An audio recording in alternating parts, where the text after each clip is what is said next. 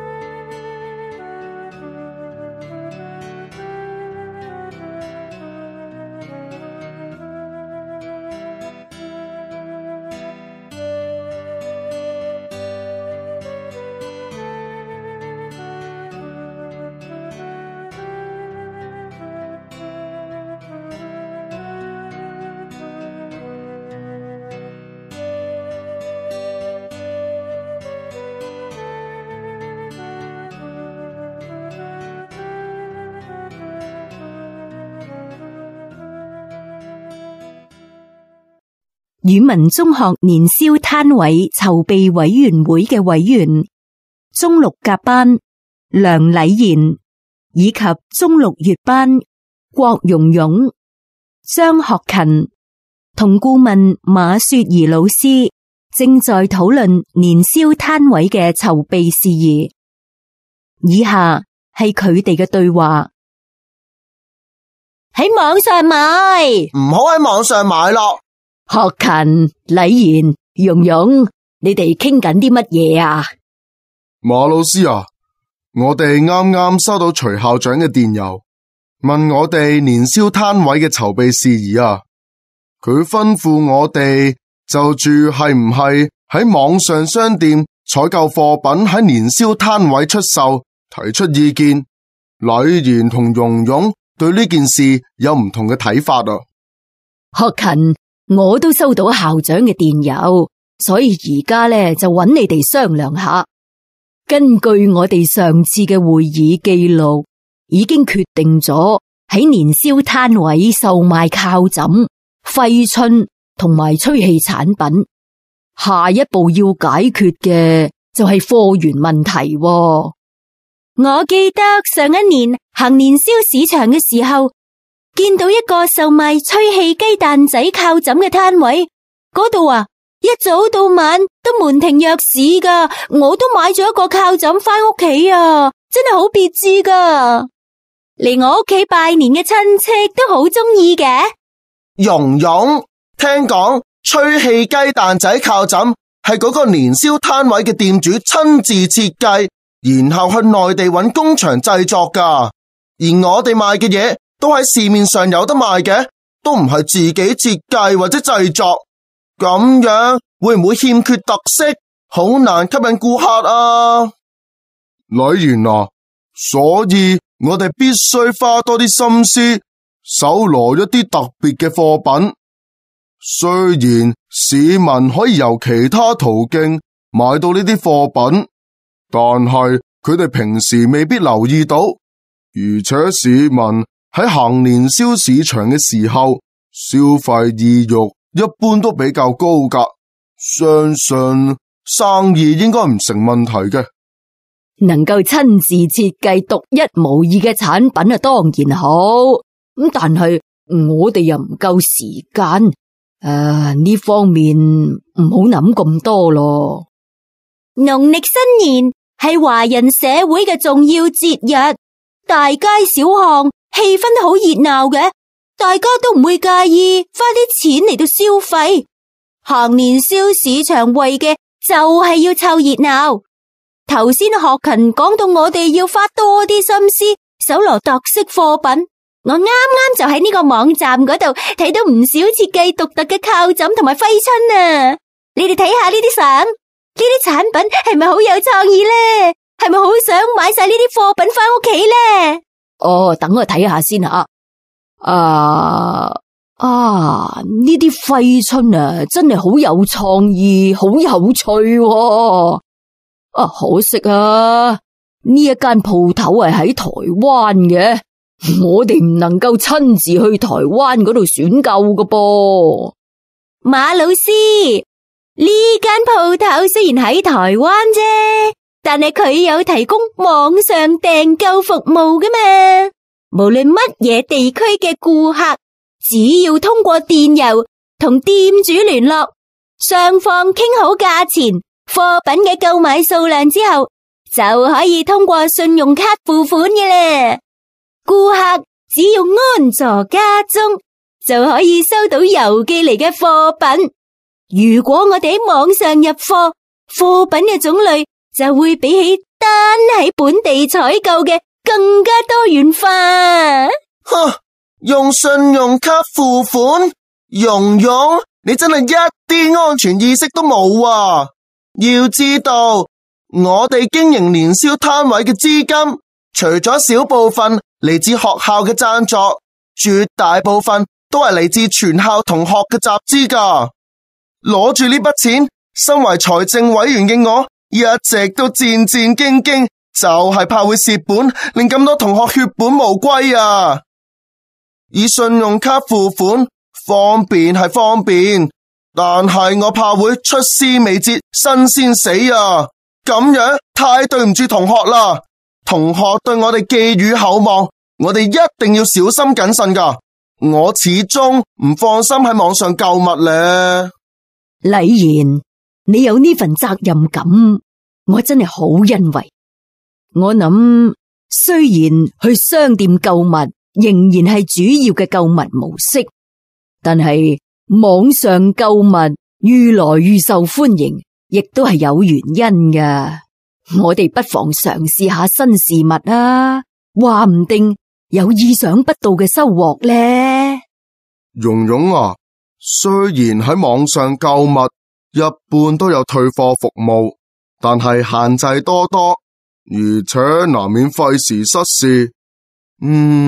我諗採購貨品嘅時候，應該盡量選擇一啲商譽比較好嘅網上商店，例如喺購買貨品之前，先參考其他買家嘅評價、網站嘅交易量，仲睇下有冇顧客寫低唔愉快嘅購物經驗，咁樣就可以減低風險啦。冇錯，購物網站嘅生意競爭激烈，一個負面嘅評價就足以令顧客卻步噶啦。網上商店為咗保持商譽，應該唔會因小失大，整冧自己嘅招牌噶。鄉城地少人多，店鋪嘅租金每年都大幅飆升，加上店面同人事各方面嘅開支，正所謂羊毛出在羊身上，貨品嘅價錢往往比網上商店嘅昂貴噶。如果我哋喺網上商店入貨，相信價錢會比較平啲，咁樣就可以減低來貨嘅成本，提高利潤咯。我諗精明嘅人都會識得點樣選擇嘅。禮賢，你話啱唔啱啊？正係因為鄉城地方唔大，而且交通方便，所以我認為親自到批發商戶挑選同採購貨品更加好啊！行街購物可以同店主討價還價添啊！我前2日同媽媽去商場買衫，店主同我媽媽傾得非常開心，最後俾咗個8折我哋啊！我平時買嘢都好享受講價嘅樂趣噶，有時穿梭於大街小巷嘅店鋪，尋找自己中意嘅物品，真係有一種尋幽探秘嘅感覺啊！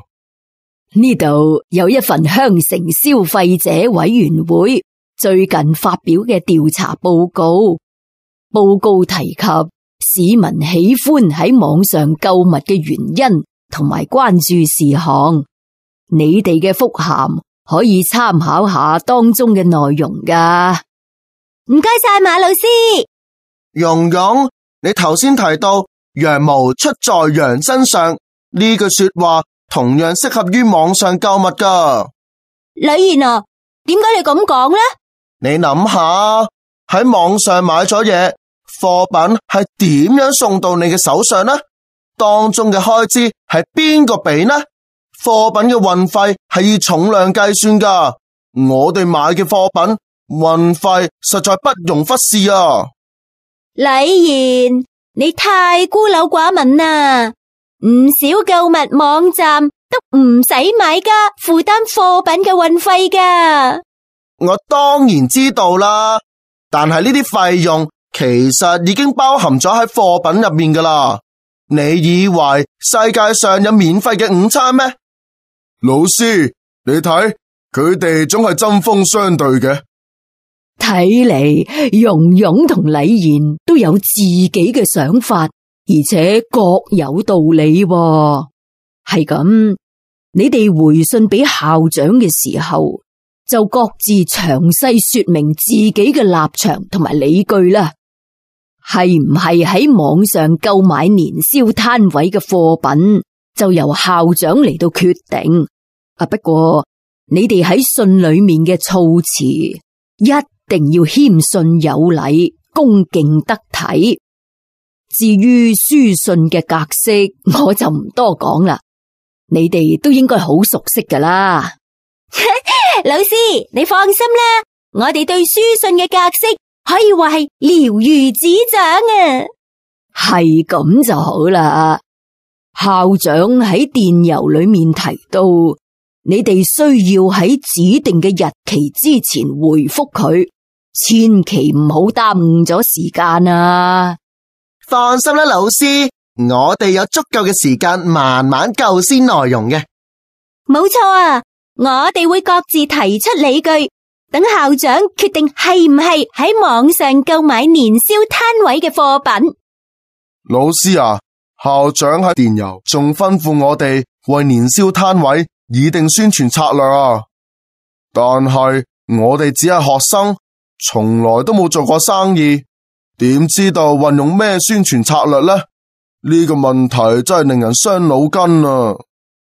學勤，校長並唔係唯利是圖嘅人，我哋呢次參與年宵攤位，亦都唔係為咗賺錢，而係想同學通過呢次活動增長見識，加強溝通協作嘅能力，發揮潛能，學識籌劃活動同解決困難啊！係啦，今次活動令我哋有機會運用課本上嘅市場學同經濟學知識，實踐商業理論啊！我唔敢奢望年宵攤位賺錢啊，達到收支平衡已經好滿足噶啦。今年嘅攤位租金開支唔輕噶，我哋要加強宣傳，盡量提高生意額先得啦。你哋唔需要將宣傳策略諗得太複雜嘅，可以由日常生活嘅購物習慣入手。嗱，所謂宣傳呢，就係想更加多人知道同埋願意購買我哋嘅貨品。至於點樣令到更加多人知道同願意購買我哋嘅貨品呢？途徑有好多嘅，通過互聯網宣傳、係其中一個方法嚟噶。我哋可以通過抽獎嚟增加攤位嘅人氣啊！個個都好在乎新年嘅彩頭嘅，中獎意味來年有好運氣，相信市民會中意嘅。啊，不如就由我嚟擔任財神，負責呢項任務啦。好，學勤，呢個主意唔錯，你果然係我哋籌備委員會嘅智多星啊！吓，如果你諗到咩好主意，即管講出嚟啊！隔籬杏壇中學上一年籌辦過年宵攤位，佢哋亦都係安排同學扮成財神，向入場市民派發抽獎券作為宣傳噶。我哋如果亦係用呢個方法，未免拾人牙慧啊！杏壇中學喺年宵攤位結束之後，喺網上開設咗討論區啊嘛。我記得當時佢哋唔少同學都發表過意見，我哋可以參考下，吸取有關經驗。我哋學校投得嘅年宵攤位位置唔太好，應該諗下點樣令入場人士更加容易揾到我哋嘅攤位啊！睇到你哋咁認真籌備，思慮周全，我就放心啦。我知道你哋都有好多主意，不過喺俾校長嘅回信之中，宣傳策略貴精不貴多，寫2個就夠噶啦。等校長有咗定案之後，我哋要開會分配人手，到嗰陣呢，我再發電郵通知大家啦。不如我哋先為攤位起個名啊！起咩名好呢？蓉蓉啊，你係美術學會嘅會長，不如你構思下攤位嘅佈置同裝飾啊。下次開會嘅時候，可以將初步嘅概念話俾大家聽。好啊！錄音片段已經播放完畢，請根據閱讀材料同錄音片段內容完成寫作任務。